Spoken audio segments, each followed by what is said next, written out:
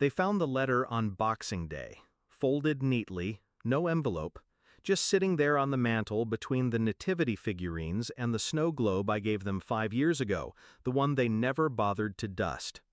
Mom screamed first. Dad followed. My sister just stood there, mouth half open, as if choking on her guilt. I wasn't there to hear it. That was intentional. Christmas Eve, I was elbow deep in blood, holding pressure on a teenager's ruptured spleen. A drive-by, wrong place, wrong time. That's the reality of the ER. I don't get holidays. I get 12-hour shifts, cold coffee, and panic coded in beeps. I texted my daughter around 10, asked how dinner was going. She didn't answer. I didn't think much of it at first, spotty Wi-Fi, too much pie, maybe she left her phone in the car. But when I got home, she was there, alone, curled on the couch, makeup smudged, still wearing the green dress we picked out together, the one she'd been so excited to show Grandma. She looked up, eyes red. "They said there wasn't enough room," she whispered. Her voice cracked on the word room, like she was the one who needed permission to take up space. I made her tea, sat beside her, didn't ask questions she shouldn't have to answer.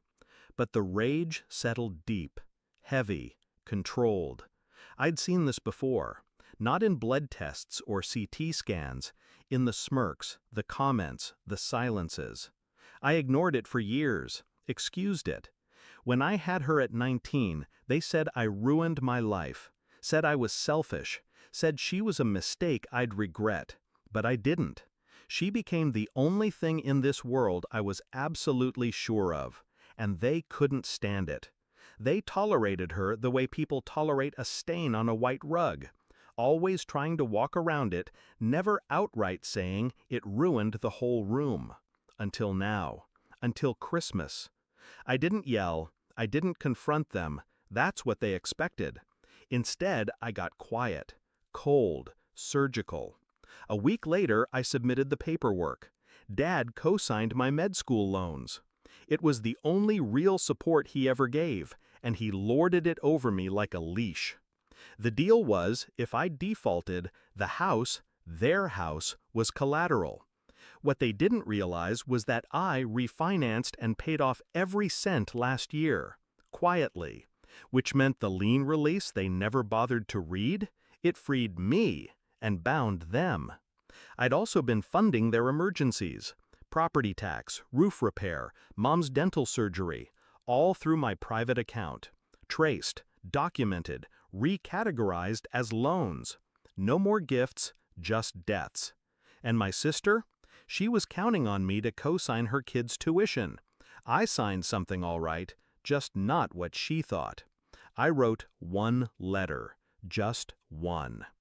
I'm not angry, I'm awake.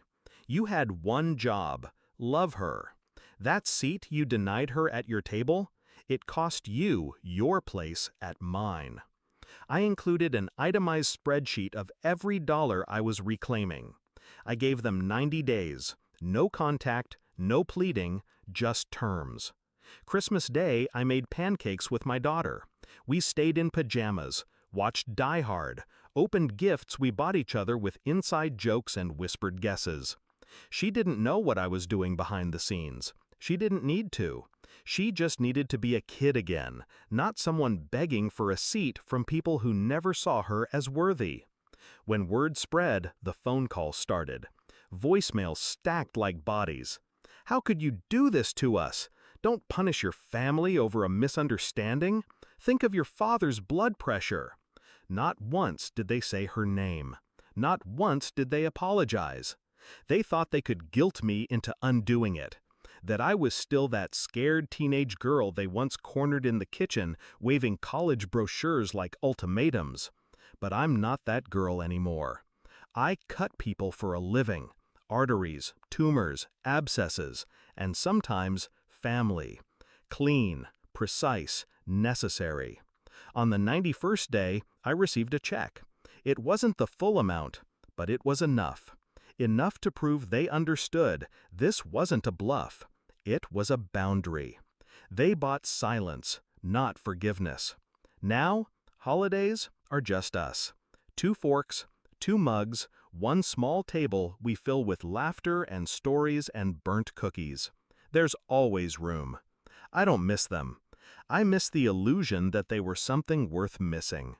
But illusions don't keep you warm when the world turns cold. She does. And that's enough.